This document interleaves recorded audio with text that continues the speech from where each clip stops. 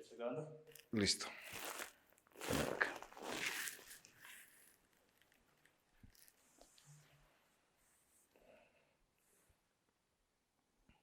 Ahí vamos. 3, 2. Hola, buenas noches, ¿cómo están? Otra vez aquí estamos de vuelta en el podcast semanal para tratar algunos de los temas más relevantes de la semana. Queremos agradecer mucho los comentarios y las buenas vibras que nos estuvieron mandando en la semana. Ese tipo de cosas nos motivan bastante. Y pues ya se les había presentado la semana anterior, pero estamos aquí otra vez con Elías Lozada. Elías, ¿cómo estás? ¿Qué onda, Manu? Buenas noches. Nos fue muy bien en el primer podcast de hace una semana. Muchas gracias. Y pues estamos aquí otra vez para hablar sobre los temas noticiosos, los temas de la semana.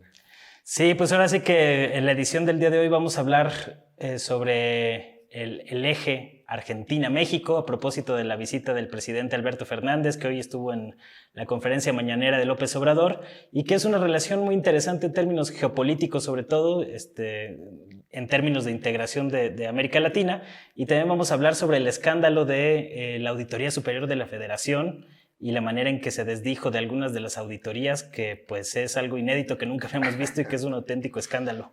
Si quieres empezamos por el tema de la auditoría, que es un poco más picante, digamos. ¿Y tú cómo lo viste, Elías? Tiene mucha cola, empezar. ¿no? Tiene mucha cola.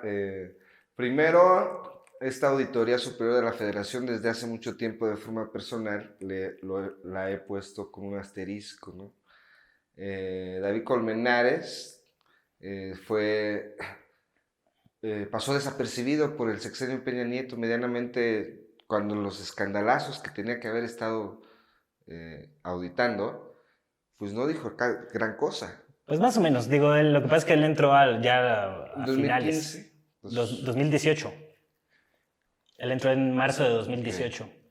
Que de hecho fue una de las cosas que yo por ahí recordé en Twitter, que se enojó un poco los seguidores de López Obrador, porque yo comentaba que pues incluso la bancada de Morena lo propuso como auditor superior de la Federación, entre la terna que se había manejado entre las distintas fuerzas políticas, y pues fue palomeado por la bancada de Morena, que en ese entonces estaba encabezada por Rocío Nale. Era la coordinadora de la Cámara de Diputados. Entonces, pues este asunto Pero bueno, yo me iba un poquito hacia atrás con David Colmenares, porque a lo mejor por ahí deberíamos de entender, porque yo como lo veo es un golpe, o un intento de golpe a este régimen, a la 4T, porque lo que pasa después es inédito. Primero sale un comunicado de la Secretaría de la Función Pública explicando que no era verdad lo que se estaba diciendo, primero en los medios y después los medios basados en la auditoría. Y ya después que se desdiga, pues para mí es una acción torpe y fue a propósito o no es a propósito. Para mí podría ser a propósito. Hay una guerra política entre lo que es la Auditoría Superior de la Federación y en este caso la Secretaría de la Función Pública o la 4T. Entonces, ahora, ¿qué fue lo que se investigó? ¿Qué fue lo que en teoría no les estaban dejando investigar? ¿Y cuáles fueron lo que habría incurrido la Secretaría de la Función Pública? Pues era en la asignación de personas que no tienen el perfil para algunos cargos. Se le cuestionó el número de expedientes cuando la Secretaría de la Función Pública empieza a detallar que todavía hay muchas cosas por hacer, desde el 2018, diciembre que llegaron, no han acabado por la magnitud del asunto, y después la auditoría se desdice. Entonces, yo lo veo como un golpe torpe o una acción torpe, y si fue intencional, entonces un golpe o una acción torpe. A ver, vamos por partes para la gente que no está muy enterada de qué es lo que pasó exactamente. Digamos que a finales de la semana pasada, la Auditoría Superior de la Federación entrega la última tanda de la revisión de la cuenta pública del 2019 e inmediatamente pues salen algunas notas periodísticas con algunos de los temas más pues de interés noticioso, como los grandes proyectos de infraestructura, el aeropuerto, los programas sociales. Que ahorita vamos a hacer un paréntesis en el aeropuerto porque yo ahí también lo tengo. Que eran algunos de los temas en donde algunos medios, sobre todo los que están en contra del régimen de López Obrador, pues pusieron mucho énfasis en ese asunto, ¿no? Y el tema del aeropuerto yo creo que es el punto medular de la polémica. De la discusión hoy. Porque yo cuando vi la nota, pues sí, la cifra de que prácticamente era el doble de lo que, o más del doble de lo que se había dicho originalmente que iba a costar la cancelación del aeropuerto de Texcoco, que pasaba de 100,000 pesos a más de 300,000 millones de pesos, pues sí era una cifra bastante grande, ¿no? Que hace como mucho más difícil evaluar hasta qué punto fue conveniente el aeropuerto de Santa Lucía o no. Ya después, con un poco más de calmita, yo me metí a revisar la auditoría puntualmente y sí, la verdad era un poco extraña la manera en que hacían los cálculos. A mí me parecía pues demasiado abiertos muchos de los cálculos que estaban haciendo, porque no tenían un asidero como muy, muy sólido.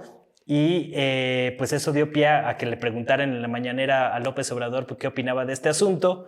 Él inmediatamente pues se puso los guantes, como acostumbra en las conferencias matutinas, y dijo que pues él tenía otros datos, que le recomendaba a la Auditoría Superior de la Federación que corrigiera las cifras porque pues estaban mal, y que si no pues él iba a tener que salir a desmentir. Horas después, pues ya vimos que la auditoría emitió un boletín diciendo que había algunas deficiencias metodológicas en la auditoría que hicieron al aeropuerto y que eran mucho menores las cifras a las que normalmente estaban reportando. Pero aquí, pues, eso nos deja en una situación muy problemática y pone sobre la picota la labor de David Colmenares al frente de la auditoría, porque pues hay de dos sopas. O la auditoría estaba operando políticamente. Exacto. O estaba haciendo las auditorías con las patas y mal hechas. Entonces, ya sea que por ahí que comentaron que si había habido presiones de López Obrador para que corrigieran en la auditoría o que se hayan equivocado, pues los dos escenarios son bastante graves porque pues si se pierde esa credibilidad de la auditoría, pues es un golpe bastante duro para la institución. Ahora, mi forma de ver la credibilidad de esta auditoría pues está en duda desde hace mucho tiempo. Yo desde que leí, primero la nota, si no mal recuerdo, la leí con Proceso y después el comunicado. Desde el comunicado está mal redactado y desde el comunicado podríamos como analizar cómo es un intento de golpe político, porque lo leí en el Reforma, cuando lo tuvieron de 8 columnas, hablaba sobre los litigios que no se habían presupuestado después de las demandas que iban a generar.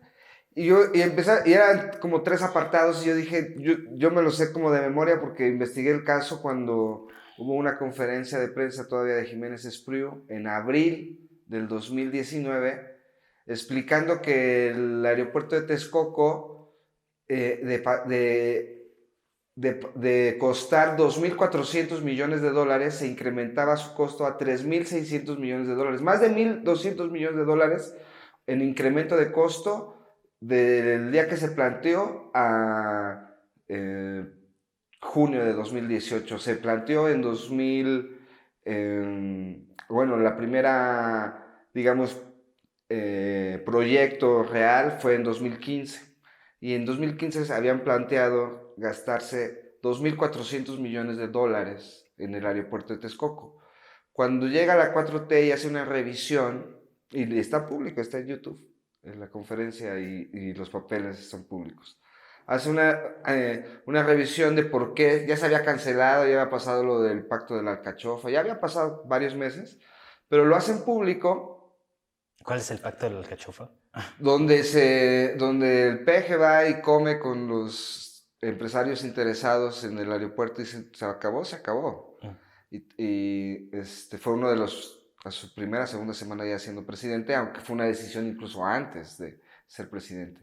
Entonces, había un incremento de $1,200 millones, que era como un incremento del 50% de lo que habían anunciado que iba a costar. De hecho, ya estaba el dinero operándose. Entonces, cuando empiezan a investigar con el grupo aeroportuario, con los que estaban al frente del grupo aeroportuario, porque ya fueron los primeros en decir, oye, aquí hay un sobreprecio de 50%, que son de $2,400 millones, son 1,200 más, son 3,600 millones de dólares, que en pesos serían ya billones de pesos. Entonces, cuando tú dices... No tanto, pero sí... Sí, nos vamos a perder en las cifras, pero el aeropuerto de Texcoco costó 100,000 millones de pesos cancelarlo.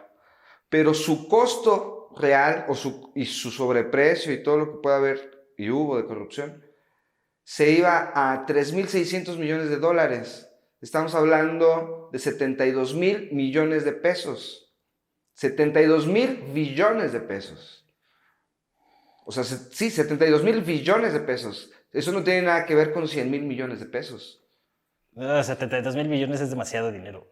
En pesos. Porque los costos en dólares, yo lo tengo ahí en mi blog, lo tengo que rescatar, y lo leí en una semana, porque aparte eso se lo puse en la cara a Daniel Moreno de Animal Político, porque ellos nunca abordaron ese tema de la corrupción en el aeropuerto. Entonces, de 100,000 millones de pesos a 300,000 que dice la auditoría, dices, sí es un incremento. Pero aún así que hubiese costado 300,000, que no, que son 100,000 lo que está ahí, sino que lo desdigan o que lo demuestren lo contrario.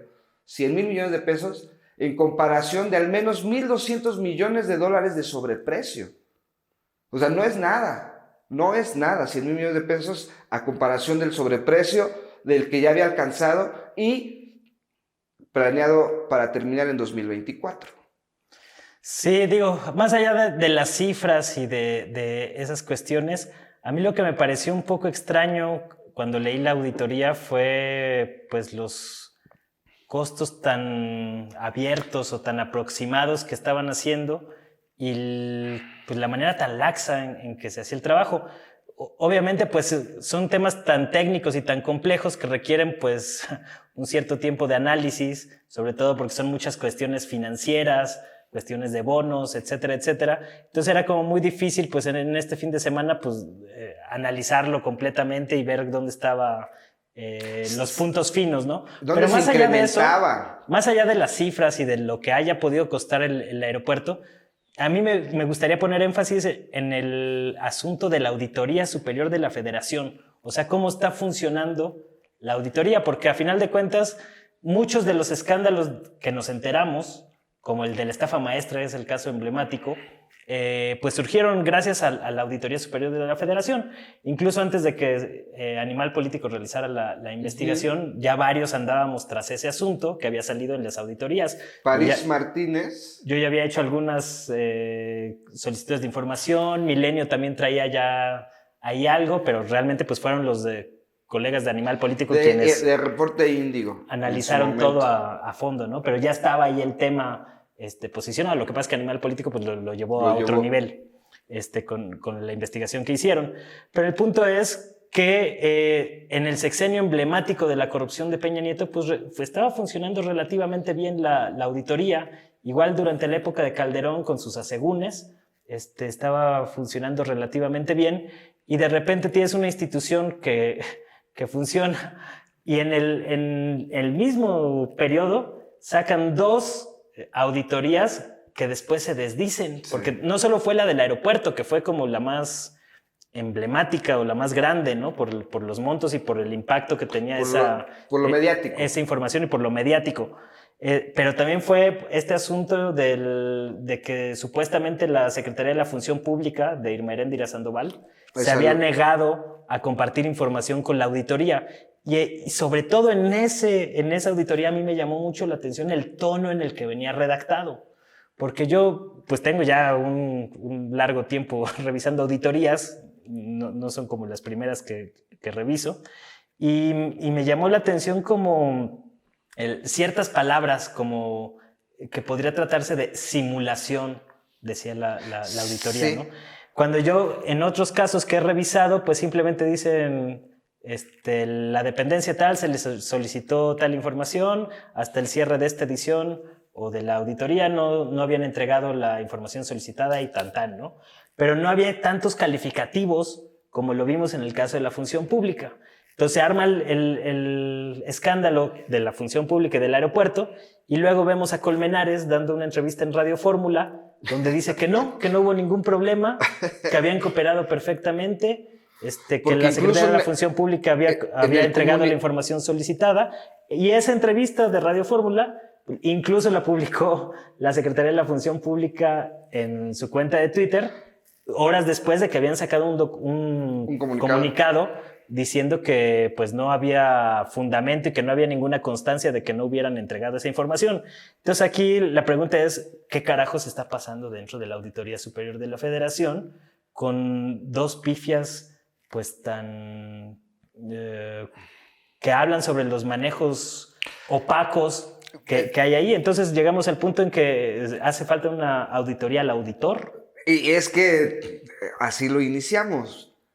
Fue una acción torpe que, si fue intencionada, es completamente política. Y es una comprobación de que son nada autónomos.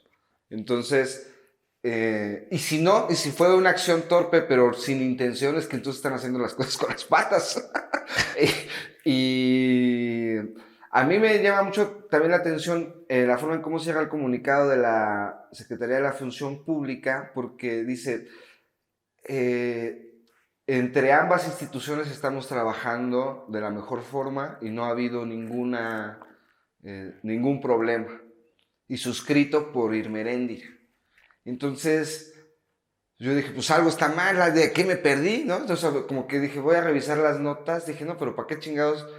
¿Para qué reviso las notas y mejor me voy con la de la auditoría? Porque muchos portales o periódicos o medios pues ya le dan, si de por sí de eso piden su limosna, ¿no? De que encontrar una pifia o corrupción o que exactamente la Secretaría de la Función Pública esté metida en corrupción, como ya lo intentaron en su momento con las casas de Irmeréndira y su esposo John Ackerman. Entonces, para mí, como yo lo veo, no es una acción torpe sin querer, es una acción torpe, intencionada, y que tiene mucho que ver pues, con el ambiente político, el ambiente electoral. Revivir el tema del aeropuerto y decir, no, estos vinieron a destruir nuestro primer mundo, nuestro gran primer mundo que nos habían prometido, con un aeropuerto enorme, gigante, y para muchos ese discurso, porque en su momento ese discurso pegó en contra, aunque ya había ganado las elecciones. Revivirlo ahorita en época electoral les podría ayudar a ellos, les podría beneficiar, no lo sé. Y lo de la Secretaría de la Función Pública, sí creo que no es la primera vez que van sobre Irmeréndira. Sí, digo, ha sido como uno de los blancos preferidos de ciertos grupos de la derecha. Lo vimos con este escándalo de las casas, con los bodrios de reportaje que sacó Loret de Mola sobre las propiedades. Pero ese es un bodrio de reportaje, eso no es ni siquiera reportaje, no se sostiene por ningún lado. Sí, pero digamos que pues ha sido de los objetivos permanentes de la derecha, de los ataques, ¿no? Pero aquí pues la cuestión es ¿qué va a pasar con la auditoría o qué va a hacer la Cámara de Diputados al respecto? Porque pues tienes un problema. O sea, si la auditoría deja de tener credibilidad, si ya no le podemos creer con estas dos auditorías, ¿qué más? ¿Con cuántas otras pifias más nos vamos a encontrar en los expedientes? Entonces se convierte en un problema pues bastante grande para la rendición de cuentas. Entonces, más allá de que yo no creo, no estoy tan seguro de que haya sido haya habido una intencionalidad política tan directa. Yo más bien creo que pues son trabajos malhechotes. Sin supervisión, porque no puede ser que salgan con que una falla metodológica después de meses de estar trabajando en esa revisión, ¿no? O sea, entonces, ¿quién está supervisando y demás? Y de hecho, esta exfuncionaria, que era una de las jefas de auditoría de la administración anterior de Juan Manuel Portal, esta Muna Buchaín, que fue quien detalló todo el tema de la estafa maestra, pues también tuvo problemas con Colmenares desde el principio. Sí. Salió de esta nueva administración por diversos problemas ahí, pues, de trabajo, personales. Y que todo ese tipo de ambiente interno pues da la impresión de que se está viendo reflejado pues, en el trabajo mal hechote de la auditoría, ¿no? Pero más allá de eso, pues sí se presta a la suspicacia de que pueden estar operando políticamente cuando en un mismo día te encuentras 2 pifias de ese tamaño. O sea, eso no es normal. Sí, y bueno, seguirá el tema porque tiene que haber no solo que expliquen sus metodologías, sino que en algún momento, en una rendición de cuentas, a lo mejor no ahorita, pero sí el tema va a seguir en una rendición de cuentas del ejercicio de 2019, que fue el que toparon. Después el ejercicio de 2020, pues sí deben de... si hay sospechas de desvíos, si hay sospechas de corrupción, como periodistas a lo mejor nosotros nos tocaría como revisarlas, pero a mi forma de ver, ya cuando empiezas a ver que es mucha talacha y que cuántas miles de burócratas están en ese trabajo, a mi forma de ver, no creo que sea un error así sin intención, o puede ser que sí, pero vaya casualidad, un golpe en teoría, entre comillas, un buen golpe a la credibilidad de la 4T o del cambio en época electoral. Entonces... Sí, porque ese es el otro tema que se da precisamente en época de elecciones. O sea, no es cualquier momento en el que salen las pifias de la auditoría, ¿no? Sino cuando ya está caliente la grilla electoral. Entonces, para mí, eso es... ahora, el peje lo dijo, yo tengo otros datos y esto es politiquería. Digamos que él lo juzgó así desde un principio, a lo mejor no se detuvo a pensar que a lo mejor fue un accidente, que no fue algo malintencionado, pero, híjole, no sé, a mí la auditoría no por esos casos de pifia, sino también por otros casos donde pasó de largo. Yo no le tengo tanta credibilidad, confiabilidad, y que tú dices, bueno, ¿y entonces a quién le creemos? Pues sí, está difícil. Digo, es que siempre cualquier institución política pues va a estar politizada. O sea, cualquier institución pública, por más autónoma que la quieran vender, sí, pues va a estar mediada por relaciones de poder. Eso es inevitable y no hay forma de cambiarlo, ¿no? Pero sí creo que, pues este caso, yo creo que la actitud de López Obrador no estuvo tan errónea. Obviamente se puso los guantes y de inmediato pues les puso una tunda, como acostumbra. A lo mejor le podría bajar un poco el tono en ciertas ocasiones, con esa confrontación. No, regresó muy enjundioso. Pero les puso les leyó la cartilla, ¿no? Así como si no enmiendan, pues yo voy a salir a dar los otros datos, ¿no? Fue un poco como un amague. Había por ahí muchos comentarios en las redes de si no era una actitud autoritaria o que si no habían presionado a Colmenares para rectificar y le habían ahí apretado las tuercas al estilo del viejo régimen priista.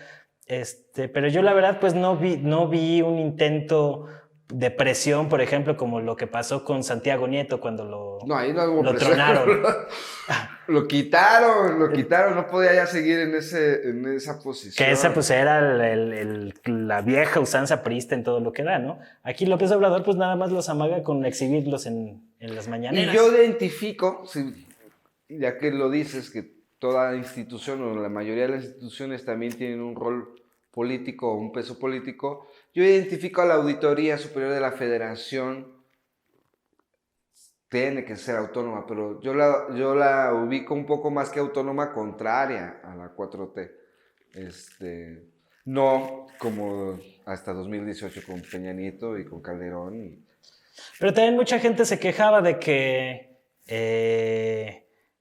Colmenares estaba operando políticamente, pero pues ellos fueron los que lo propusieron. O sea, Morena fue quien lo propuso. E incluso había gente que me debatía en Twitter que no era cierto, que yo estaba mintiendo.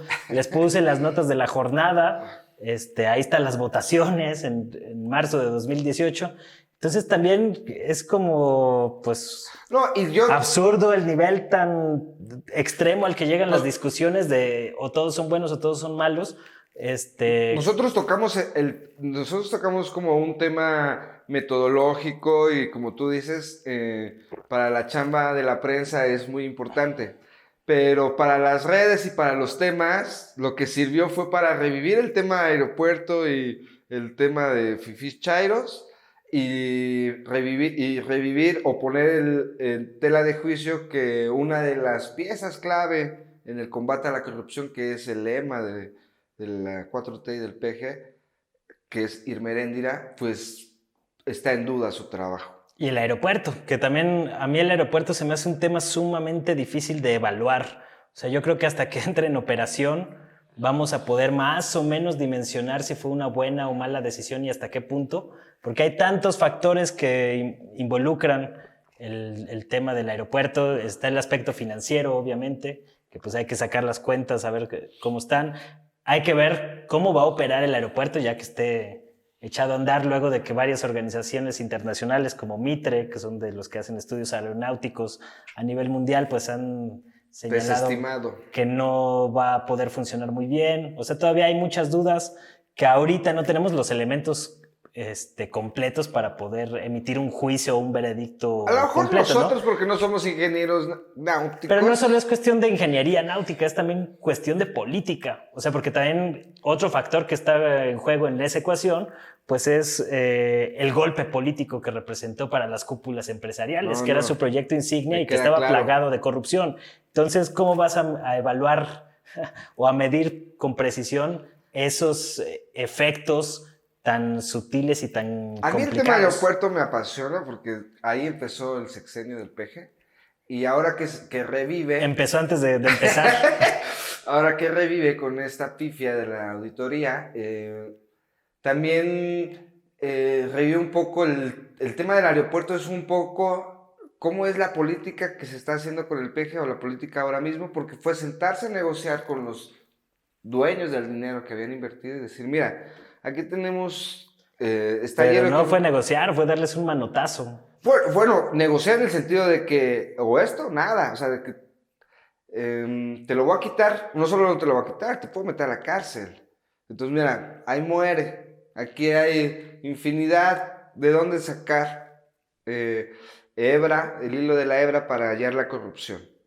Pero vámonos, lo vamos a cancelar, no va. Por números... Y se presentó, le asistía a la razón al PG. Ahora, que si cómo funciona una ciudad con este tipo de red de aeropuertos, pues Berlín, Francia, Londres, Nueva York funcionan así, con 3 o 4, Shanghái, con 3 o 4 o 2 nada más, en algunos casos, aeropuertos, en algunos casos 5, repartidos en las orillas, porque unos... una de las críticas es de que con ese aeropuerto en Texcoco se resolvía todo, ¿no? Que tú dices, pues, según lo que nos habían vendido. Pero el aeropuerto de la Ciudad de México, que todo, si bien ya por capacidad está rebasado, pero no está rebasado, es funcional. Y hace no tanto, década y media, Fox lo remodeló. Entonces, tanto el de Santa Lucía como el de Toluca serían ahora mismo la red de aeropuertos, porque los demás ya están más lejos. Y... pues tú vas a Gatwick en Londres o vas a Heathrow y es la misma distancia de lejos o más. Sí, digo, pues ahora sí que hay un choque de discursos, pero digamos que hasta que vamos a ver ya en hechos palpables, pues va a ser hasta que entre en operación el aeropuerto. El aeropuerto va a empezar a operar, no sé si el día prometido o no, pero va a empezar a operar y en ese momento el discurso de que no podían operar los dos aeropuertos va a quedar cancelado y entonces... López Dóriga y todos esos que se llenaban la boca diciendo, no, pero ¿cómo? No, el Leo Zuckerman creo que le dio casi un infarto al aire cuando el tema de la cancelación. Y cuando vean que se puede operar, pues van a caer otra vez, como otras tantas veces, por su propia boca. Entonces, pues sí. Pero bueno, la auditoría ahí es un tema que hay que seguir cerca. Y sobre todo porque pues después de este asunto pues ya no podemos tener mucha confianza en lo que reporta la auditoría, entonces ahora va a haber que hacerle auditoría periodística a la auditoría para ver si están diciendo las cosas bien o no, ¿no? Que ya son temas tan complejos que pues va a ser todo un asunto bastante ¿Y qué medio le va a entrar? Porque ya quiero ver a Reforma, quiero ver a medios chonchos, digamos, que tienen reporteros que quieran ir a hacerle una auditoría a la auditoría. Si ahorita ahorita es lo contrario. No, y aparte pues la inmediatez no te permite dedicarle todos los meses de trabajo que supuestamente le dedicaron en la auditoría para hacer esos reportes, ¿no? Que a la mera hora te salgan con que tienen fallas metodológicas, pues no, mira, estamos perdidos. A lo mejor ahorita no lo tenemos, pero sería bueno decir, a ver, ¿cuánta gente trabaja en la auditoría? ¿Y cuántos recursos? Y más que por los recursos, que son cantidades, ¿cuánta gente? Decir, ¿y esa gente cuál es su forma de trabajar? ¿Cuántos expedientes abiertos tiene? Porque cuando tú medianamente empiezas como a medir la burocracia, dices, no, pues es que ahí va, atiende 5 o 7 casos, pero tiene 2,750 atrás, atorados. Va a ser como Ministerio Público que no investigan porque pues tienen 200 casos, una sola persona para investigar. Entonces, pues, ¿cómo le haces, no? Y a lo mejor llegamos a un punto que dices, híjole, la auditoría tiene unas pifias porque no le da. No, pero con Juan Manuel Portal... para mí fue una muy buena gestión de la auditoría y pues no había tanta diferencia de recursos. Entonces aquí lo que estaba fallando pues evidentemente son las cabezas, por lo pronto, ¿no? Y de ahí para abajo hay que ver qué otras cosas están fallando, pero pues esa ya es chamba de los diputados que ahorita están más metidos en rollos político-electorales y no creo que le vayan a poner mucha atención a los temas de la auditoría. Pero bueno, vamos a pasar con el siguiente tema para hablar de el eje México-Argentina. Vámonos, me gustó ese. Pásate un poquito por acá. Me gustó ese título, el eje México-Argentina, en estos tiempos. Y el discurso de hoy de Alberto Fernández, más que del peje, el de Alberto Fernández sí fue tú y yo, México y Argentina unidos, y vamos a hacer el eje, el ejemplo. Que así ha sido el discurso de Alberto Fernández desde que era presidente electo. O sea, todavía no había asumido la presidencia argentina y ya había visitado México para reunirse con López Obrador, a quien siempre ha visto como pues una mancuerna para generar una especie de bloque latinoamericano. En algún momento geopolítico. El bloque latinoamericano se hizo sin México, porque era Lula, era Kirchner, primero el esposo, era Evo, era Hugo, y obviamente el que nunca ha entrado ahí es Colombia. Correa. En Ecuador. Y México estuvo muy cerca de entrar como en 2006 a ese eje de una Latinoamérica de izquierda, digamos. Y ahora este papel, que yo lo repito, lo enarbola ahora mismo Alberto Fernández, no tanto el peje como que se sabe querido por la mayoría de los mandatarios latinoamericanos, sobre todo de izquierda, y por otro lado también a él, sinceramente, como que no le interesa mucho esto de colgarse de yo soy Juan Camaney en Latinoamérica, porque a lo mejor sí lo es, y es la figura. ¿Tú crees que no le interesa? Yo sí lo veo, no con un afán de protagonismo. No con un afán, sí le interesa, pero sí ha marcado pauta y tendencia como pues uno de los líderes en América Latina. O sea, porque si bien comentabas, en la década del 2000, pues estaba este giro a la izquierda del cono sur, como le llamaban. Chile también estaba ahí. Uruguay, en ese momento, Uruguay. Mujica, que en México andábamos pues padeciendo los estragos del calderonato, del sicariato y la guerra contra el narco, 2 fraudes electorales. O sea, sí estamos como muy desfasados en ese asunto, igual que Colombia.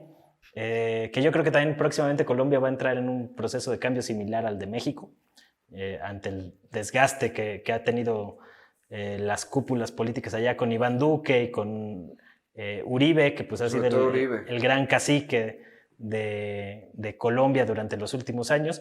Pero bueno, ahorita no vamos a entrar en temas tan específicos de Colombia, que por cierto, a mí siempre me ha llamado la atención cómo el caso Colombia nunca lo pelan en los medios occidentales, hemisféricos, hegemónicos. No, porque es amigo, Colombia es amigo. Todo el tiempo, yo cuando hago notas de Colombia, pues una masacre, un día sí, el otro también. Semana tras semana hay masacres y masacres y masacres. Pero Colombia es régimen amigo de Washington desde hace mucho tiempo. Eso influye mucho, o sea, porque por mucho menos temas, pues Venezuela estaría en la agenda todos los días, un día sí y otros no.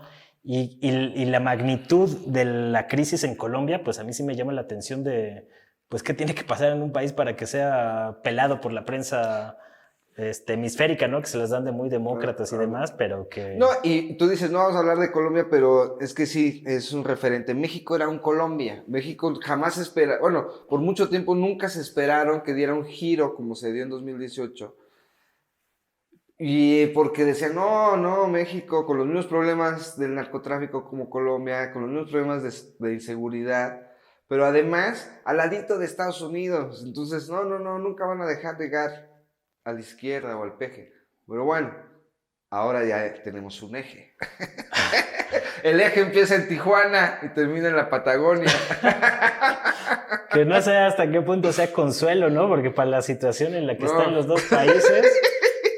No me ayudes, compadre. Tanto México, si así están los que van a encabezar el eje latinoamericano, pues no quiero imaginar cómo están los demás, ¿no? O sea, que me llama la atención una situación crítica. Que la buena izquierda argentina, cercana a Rusia siempre, es la que hace de mediador y facilitador para el Sputnik 5, la vacuna. Y parte de su discurso hoy es el agradecimiento a México por literal defender como la economía de Argentina. Y el agradecimiento no a México, al peje. Por la manera en que López Obrador intercedió en el pago de la deuda de Argentina con sus tenedores. No el pago, la negociación o el reacomodo de deuda que uno de los que no acreedores. los acreedores que no quería renegociar y que quería aborazarse a Argentina era el presidente de BlackRock del fondo de inversión, el fondo de inversión más grande del mundo, uno de los gigabancos más grandes del mundo, que por cierto tengo ahí un video sobre los gigabancos para que le echen un ojo a quien no entiende muy bien de esas cuestiones, pues ahí hay varios datos duros para aclarar esas cuestiones, y que no solo era BlackRock, sino también el Fondo Monetario Internacional, uno de los acreedores de Argentina, que obviamente, fiel a la costumbre del Fondo Monetario Internacional, pues intentó doblegar al país sudamericano con una serie de agenda y reformas políticas, pues a la usanza común y corriente del neoliberalismo. O te quiebro, ¿no? O sea, es como que fue lo mismo que pasó en Ecuador hace poco más de un año, que fue lo que detonó parte de las protestas en Ecuador. Y que ahora esté por regresar otra vez la izquierda. ¿no? El partido el movimiento de Correa. Que todavía falta un poco para que se defina la situación en Ecuador, pero es prometedor, digamos, los resultados que se dieron en la primera vuelta electoral de Ecuador. Sí. Con el candidato apoyado por Correa. ¿Cómo se llama el candidato apoyado por Correa? No lo tengo ahorita. Y de hecho, ahí se puso bueno porque a Correa lo querían en la cárcel. Con Andrés Arauz. Sí, que ganó en la primera vuelta, van a una segunda vuelta, va a competir con Guillermo Lasso, un banquero de toda la vida, de la vieja derecha ecuatoriana, pero parece que pues la izquierda va a regresar al poder en Ecuador. Hay que tocar el tema Ecuador, porque el tema Ecuador algunos dicen, podría suceder en México. Después de tener Correa un buen desempeño, digamos, un presidente querido de izquierda, deja a Lenín Moreno y regresa todo por lo que habían luchado, todo lo regresa y literal es como si... sí, traicionó todo el programa al que se había comprometido. Cambió de bando en el momento que llegó. Y dicen, ojo, que eso no les pasa a México, ¿no? Que el día que se vaya el PG, el que deje cambie de bando a la primera de cambio, ¿no? Con alguien, no creo que pase, pero imagínate, me pongo a pensar que el PG dijo, a ver, ya lo hiciste muy bien en la SED, allá en Washington, vas Esteban Moctezuma. Esteban Moctezuma sería un perfil para regresarnos a lo que por el PG luchó en contra. Pues el mismo Marcelo, ¿no? El mismo Marcelo, no lo quería decir, pero el mismo Marcelo podría ser, ojalá que no, una figura que, como dirías, no, pues claro, es el que va, y en el momento en el que va, pues saben que yo sí me llevo muy bien con las cúpulas empresariales, yo me llevo muy bien con los diferentes entes políticos. Y a estas alturas no creo, y aparte Marcelo cuando gobernó la ciudad, pues sí tuvo un matiz más de centro, que siempre él ha sido en donde se acomoda en el espectro político. Sí. Y que pues el centro luego pues, es muy parecido a la derecha, ¿no? A la hora de gobernar.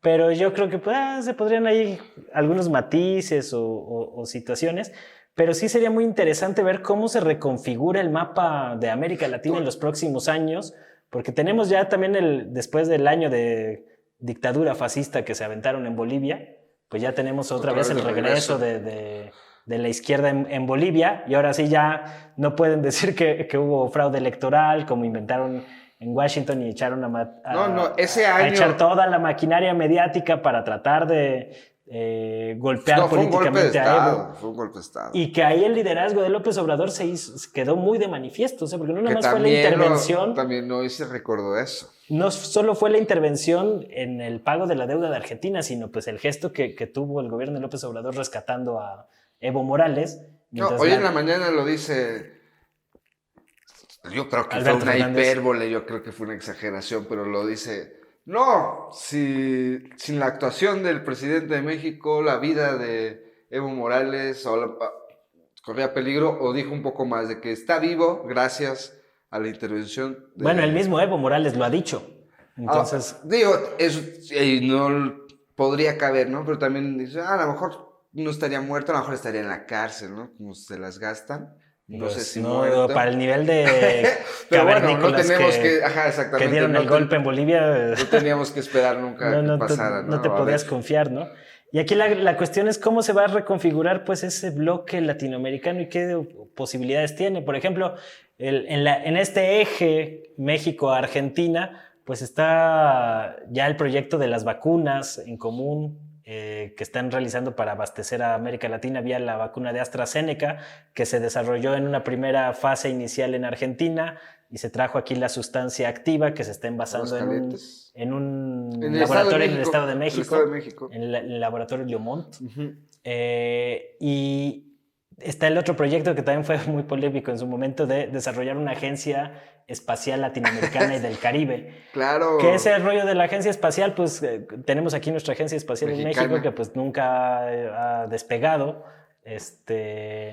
Los argentinos tienen la suya, entonces pues como que dijeron, pues juntamos lo que tenemos nosotros, juntamos lo que tenemos allá y vemos si podemos mandar satélites. Eso se escucha muy bonito y estaría muy bien, pero creo que estamos muy lejos por la situación económica de ambos países. Y mira, de ambos países y del cono, y la crisis yo creo ahorita es global, económica, y sanitaria y humanitaria, pero yo veo como muchos de los alcances que podría tener un eje México-Argentina o Ciudad de México, Buenos Aires, pasa por las miras políticas. O sea, dices, bueno, aquí al PG le quedan mínimo 4 años y seguramente un sexenio más a Morena, ya después no sabemos. Y del otro lado, después de experimentar con Macri una regresión, pues parecería que Argentina dice, bueno, no, vamos, nos quedamos un tiempo más con la izquierda, pero pues, pasa por las miras políticas en tiempos que serían de 4 a 5 años y pasa por la economía, tener sustento, porque si no tienes un liderazgo económico, pues ¿cuál sería? Pues es un liderazgo ahí casi testimonial nada más. Y no es que moral, diría López Obrador. Y no es que México económicamente a lo mejor esté mejor que cualquier país de Centroamérica, incluso que de Sudamérica, habría que ver Costa Rica. Chile habría que ver con Costa Rica y su nivel de vida, que viven muy bien allá los ticos.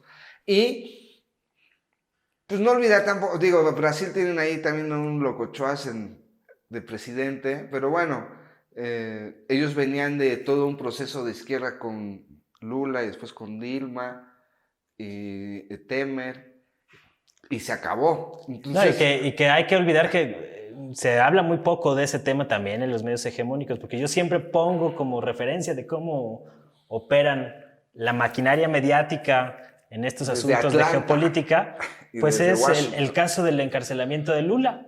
Cuando yo estuve siguiendo el caso del proceso y el juicio contra Lula, tú veías las portadas de la BBC, del New York Times, del País, y todos manejaban el tema como si fuera un triunfo contra la corrupción política en Brasil, y el juez Sergio Moro era como ídolo de estos medios hegemónicos y demás, cuando era muy evidente, y pues quienes seguimos el caso, pues era muy claro, que habían metido a la cárcel a Lula sin una sola prueba.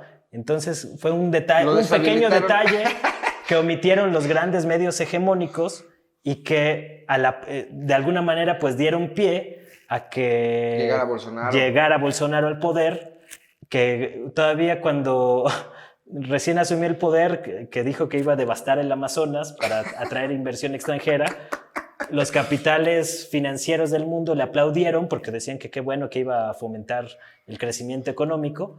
Y después ya vimos a los medios hegemónicos quejarse del desastre de Bolsonaro, que ellos fueron copartícipes de ese asunto. Sí, entonces, desastre. Pues, mucho de lo que sale en las agendas mediáticas pues no terminan ni de asumir la responsabilidad que les toca, y que van así pues manipulando todo la agenda política, ¿no? Ya después el caso de Lula, ya que lo sacaron de la contienda presidencial, lo metieron a la cárcel, ya lo sacaron, ya ahorita por cuestiones de edad se supone que no puede contender a la presidencia, y después el medio de Intercept, de Glenn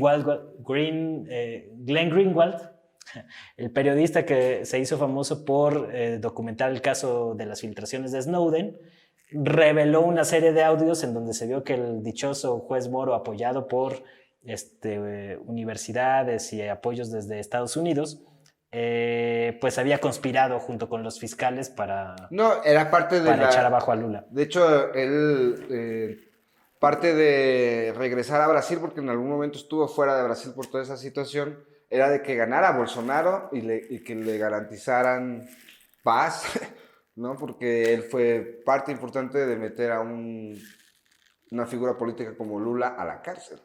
Entonces, por eso digo que a veces los ejes, en algún momento Brasil fue una referencia, no solo por la potencia y lo grande que es, sino también por Lula. Entonces, pero pues eso se acabó. Ahora mismo Brasil sigue siendo referencia porque es muy grande y económico, pero no es un eje, no se ve como un país líder o que lidere. No, y porque de alguna manera pues el caso de Bolsonaro en Brasil pues estaba atado al proceso del regreso del fascismo en el mundo con Trump, y el revés que tuvo Trump en Estados Unidos al no poderse reelegir. Por la pandemia, recordemos que si no existiera la pandemia, Trump estaría ahorita en la Casa Blanca. Sí, digamos que fue un factor tuvo mucho que ver. Crucial para sacarlo de la jugada, pero precisamente la geopolítica, sobre todo en este continente, es tan volátil que ahorita la viabilidad de un eje latinoamericano encabezado por México y Argentina, pues parece que sus alcances son muy limitados, ¿no? Aunque yo por ahí, cuando mencionaba, creo que fue Marcelo Ebrard, en agosto, cuando estaban con lo de la vacuna de AstraZeneca y demás, que incluso llamó a México y Argentina como el eje del bien. Yo decía, pues más bien debería de promover México y Argentina, y ahora con el regreso de la izquierda en Bolivia, pues un eje del litio. Que claro, digamos, con Perú y con México. Y con Chile, digamos que estos países pues prácticamente controlarían la economía del litio a nivel global, que pues, el litio se ha convertido en un mineral muy codiciado para generar baterías para equipos electrónicos. Es con lo que se hacen las baterías de los celulares, de las tabletas, de los equipos electrónicos. Y que pues el 60% de las reservas de litio del mundo están en esos tres países, en Argentina, México y Perú. Bolivia. Y también Chile tiene una parte importante porque comparten como esta región de los salares, el salar de Uyuni, que es la reserva de litio más grande del mundo, que se encuentra en Bolivia, y que también explicaba parte del golpe a Evo Morales en 2019 ya.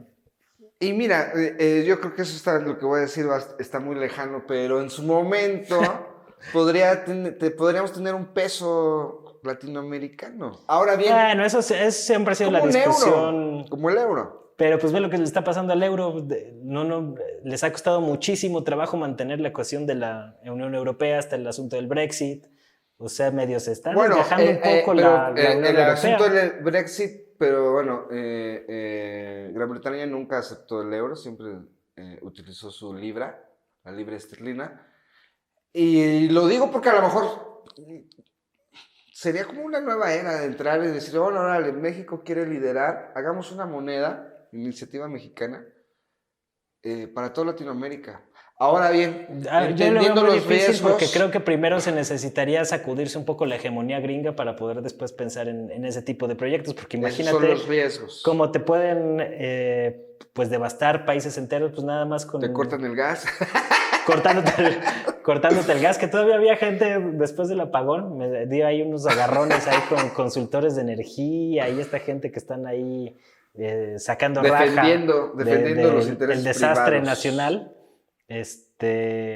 Todavía después del apagón se atrevían a decir que no había dependencia de México al gas natural, aunque el 64% de la electricidad en México se genera con gas importado de Estados Unidos, que había nada más pues mucho uso del gas natural, que pues ahí ves cómo le quieren torcer al lenguaje y a las palabras con eufemismos baratos. Se les cayó esa... Que se les cae completamente, que ahorita semana. Pues ahorita en estos momentos está pasando como mantequilla la reforma que mandó López Obrador al Congreso para reformar la ley de la industria eléctrica con el objetivo de fortalecer a la CFE. Pero retomando un poco el tema latinoamericano, pues mientras no se logre cierta autonomía en esos ámbitos, o los países latinoamericanos no tengan cierta soberanía o cierto margen de acción, pues va a ser muy difícil pensar en un proyecto de integración política como ocurre en otros lados, porque pues no tienen ninguna viabilidad.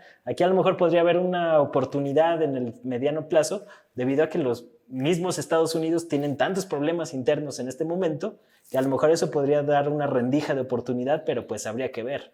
Que a final de cuentas países como Venezuela pues siguen padeciendo tanto el caos interno que tienen desde hace décadas, el bloqueo. Como el bloqueo al que han sido expuestos. Sanciones económicas. Sí, por eso dije que lo que iba a plantear está un poco lejano. Pero bueno, podrías empezar. A ver, vamos, Argentina, Chile, Uruguay, México y alguien más que se quiera unir, Costa Rica, a empezar a lo mejor una moneda, tener una moneda común. Pero bueno, eso está un poco muy lejano. Lo que no está muy lejano es de que México y Argentina son países muy hermanos, por muchas cosas. Sí.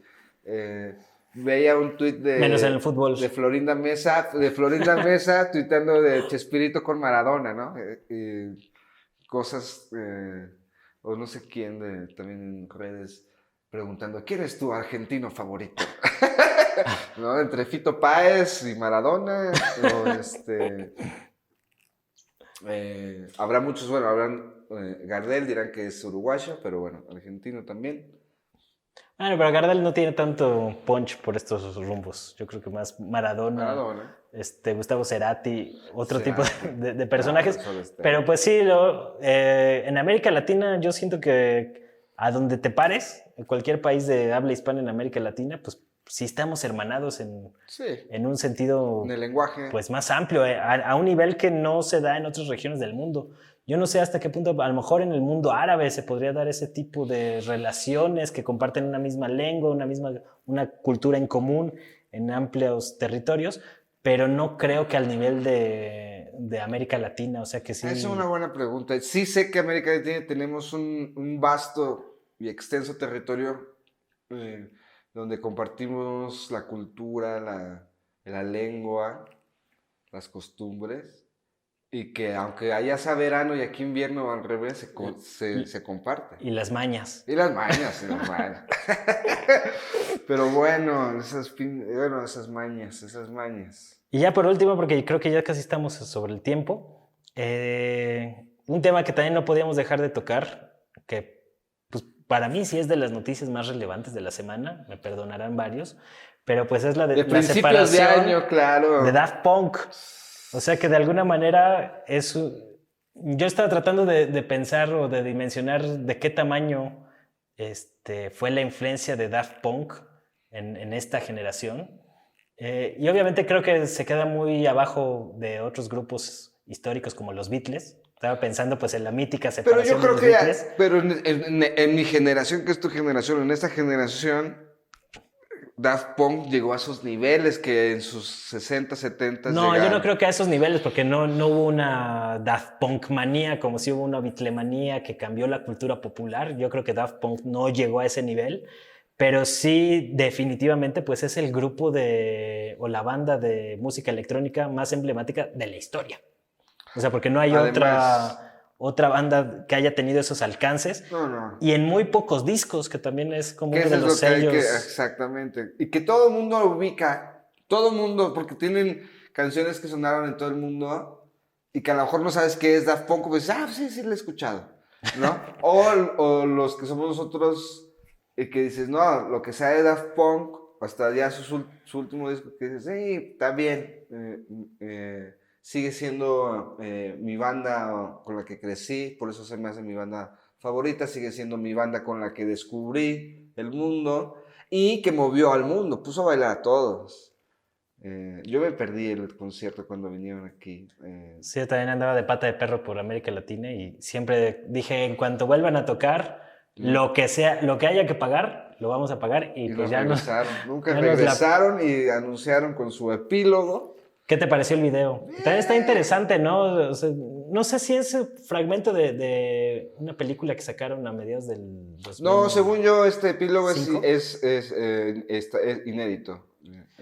Pero es muy interesante, pues, cómo van caminando juntos en el desierto. De repente, uno de ellos se queda rezagado, el otro sigue caminando, regresa, lo programa para autodestruirse, revienta. Y ya ponen la leyenda de 1993-2021. 28 años. ¿Qué tuvo que pasar para que dos robots tan geniales se acabaran peleados o distanciados? Pues es que son robots humanos. ¿Les pegó la pandemia? No, son robots humanos y al final tienes que... se entiende. También se entiende que podrían tocar toda la vida juntos, ¿no? Me acuerdo que una vez en una entrevista con... Pero no es que tocaran mucho, eso es lo que llama la atención. O sea, si necesitaban darse un tiempo, cosas así, pues no tenían giras. El último disco que sacaron fue en 2013. Ajá. Entonces, pues así como que muchos compromisos, pues no se veía que tuvieran, ¿no? Y que también eso creo que es una cosa muy interesante de esta banda en particular, que siempre han sido muy reservados, o sea... Son artistas. Llevo 2 días tratando de buscar por qué se pelearon o por qué se separaron o alguna noticia, algún rumor del manager, de alguien de la disquera, de algo. Nadie sabe absolutamente nada, es un hermetismo total. Que es parte de su encanto. Es parte de su encanto. Para mí es parte de un artista genuino, de decir, a mí no me interesa más que expresarme. Si te gusta o no te gusta, bien, pero no me interesa. Lo que a mí me interesa es expresarme, al grado de que no quiero el reconocimiento.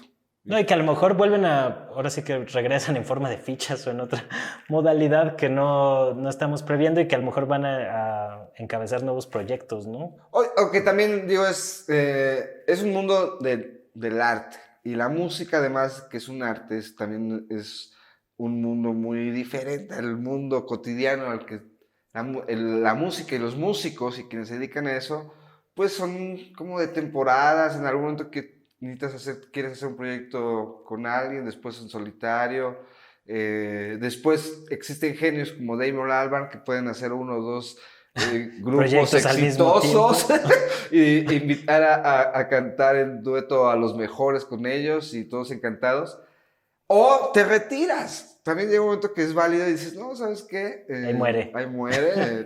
Ya fue mucha... Que sería muy curioso que así como ellos se volvieron robots a partir de toda la polémica que había de las computadoras que iban a acabar con el mundo en el año 2000 y y que en ese momento decidieron ser los robots, convertirse en robots, sería muy locochón que ahora en año de la pandemia ellos acaben ese ciclo y empezaron otra cosa así conceptual muy rara, ¿no? Sería una buena sorpresa. Yo no lo descarto, pero también no sabría que podrían, o sea, no descartaría que regresaran a hacer conjunto o cada quien un proyecto o no.